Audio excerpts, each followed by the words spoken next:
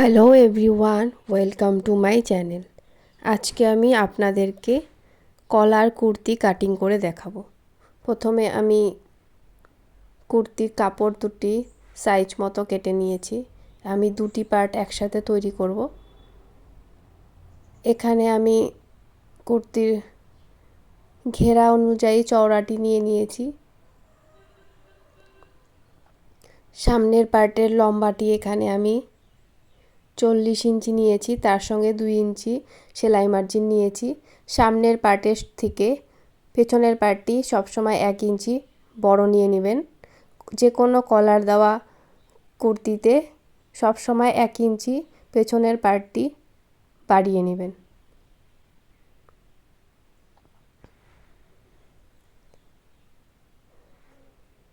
আমি এখানে সামনের পার্টটি পেছনের পার্ট থেকে 1 ইঞ্চি আমার হাতের দিকে সরিয়ে নিয়েছি, বেশি আগিয়ে নিয়েছি এদিকে।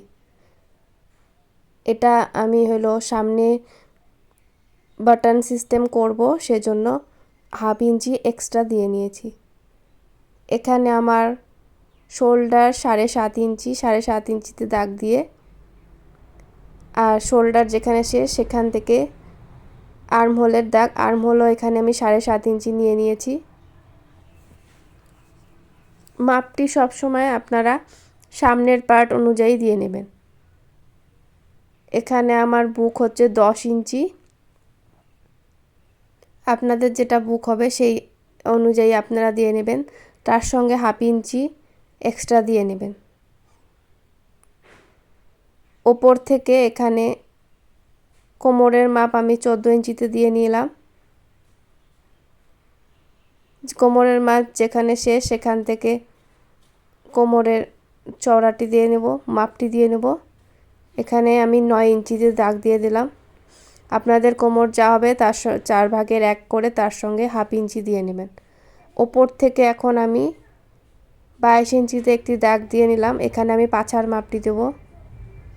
এখানেও আমি 10 ইঞ্চিতে আমি দাগ দিয়ে নেব। আপনাদের পাছা যেটা হবে তার সঙ্গে 1/2 ইঞ্চি এক্সট্রা দিয়ে নেবেন। আর দাগটি সবসময় এই যে এখানে যে 1/2 ইঞ্চি হাতের দিকে যে 1/2 ইঞ্চি দিয়ে নিয়েছি তার থেকেই আপনারা দিবেন। ঘেরা এখানে আমি পাছার যেটা মাপ 10 ইঞ্চি দিয়ে তার সঙ্গে 1.5 ইঞ্চি এক্সট্রা দিয়ে নিয়েছি। এখন এখানে আমি সব 1.5 ইঞ্চি করে সেলাই মার্জিন দিয়ে নিলাম। দেখুন পুরোটাতে আমি 1.5 ইঞ্চি করে সেলাই মার্জিন দিয়ে নিয়েছি। এবার দাগের সঙ্গে দাগগুলো এভাবে মিলিয়ে দেব।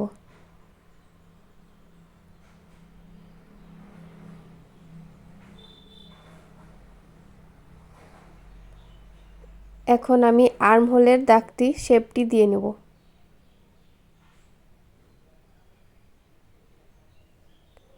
এখানে আমি পেছনের আর্মহোলের শেপটি দিয়ে নেব। 1.5 ইঞ্চিতে একটি এখানে দাগ দিয়ে এভাবে আলতো করে রাউন্ড করে দিয়ে নেব। আপনাদের যদি আর্মহোল শেপার থাকে সেটা দিয়েও আপনারা দিয়ে নিতে পারবেন। আর এখন সামনের পার্টের আর্মহোলের শেপ ভেতর দিকে 1 ইঞ্চিতে একটি দাগ দিয়ে এভাবে রাউন্ড ভেতর দিকে কোল দিয়ে নেব। এবার গলার চওড়াটি দিয়ে নেব। 1/2 ইঞ্চি দাগটি বাদ দিয়ে আপনারা গলার চওড়াটি দিবেন। এখানে গলার চওড়া আমি নিয়ে নিলাম 3 ইঞ্চি। সামনের গলার লম্বাটিও আমি এখানে 3 ইঞ্চি দিয়ে নেব। এখানে আমি কলার নেক ডিজাইন তৈরি করব, সেজন্য এখানে আমি 3 ইঞ্চিতেই দাগটি দিয়ে নিলাম। এবার এটাকে এভাবে গোল দিয়ে নেব। আর পেছনের গলার মাপটি আমি দিয়ে নেব। তার আগে এখানে শোল্ডার ডাউন করে নিব। দেখুন এভাবে 1 ইঞ্চিতে আমি শোল্ডার ডাউনটি করে নিলাম। সামনের পার্টেও ঠিক 1 ইঞ্চিতে শোল্ডারটি ডাউন দিয়ে নেব। এই যে শোল্ডারটি আমি 1 ইঞ্চিতে ডাউন দিয়ে নিলাম। কলার নেক ডিজাইনে শোল্ডার ডাউনটি একটু বেশি হয়। এবার আমি প্রথমে পেছনের পার্টটি কেটে নেব।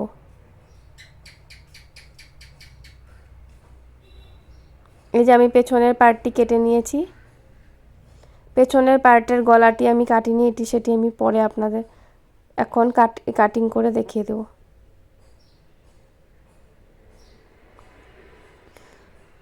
এবার সামনের পার্টটি আমি কেটে আপনাদেরকে দেখাচ্ছি।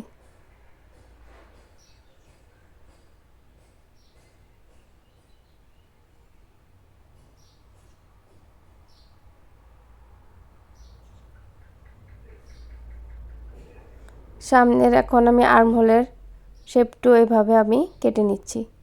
আমি যেভাবে আপনাদেরকে দেখাচ্ছি ঠিক সেমন করবেন, দেখবেন আপনাদের খুব সুন্দর হয়ে যাবে। এখন আমি পুরোটাতে এভাবে কেটে নেব। সামনেটা এরকম প্ল্যাকেট সিস্টেম হবে, সেজন্য পুরোটা আমি কেটে নিলাম। এখন আমি পেছন পার্টটি নিয়ে এই যে হাতার মাপটি নিয়ে নেব। এখানে এইভাবে মেপে দেখলাম আমার 9.5 ইঞ্চি হয়েছে, তার সঙ্গে 1/2 ইঞ্চি এক্সট্রা দিয়ে নিলাম।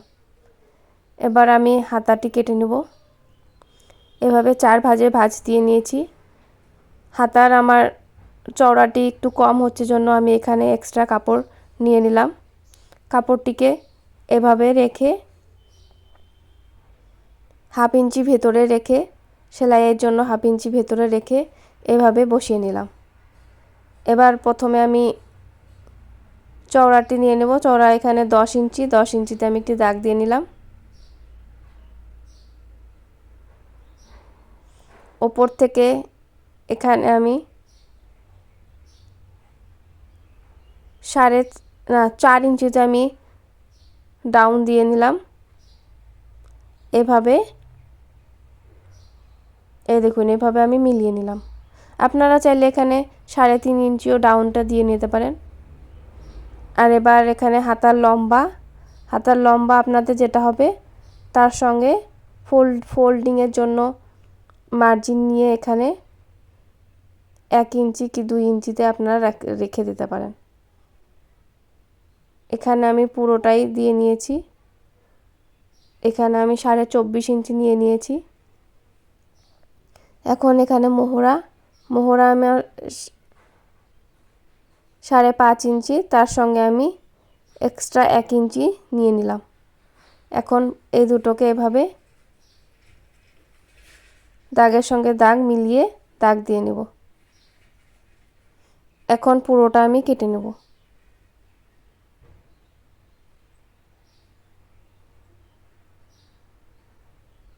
পুরোটা আমি কেটে নিয়েছি।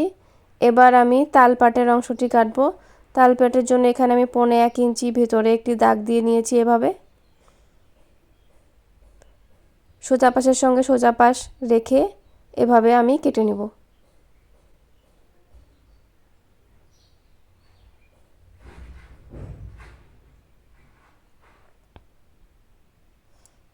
এই দেখুন আমার কাটাটি হয়ে গেছে।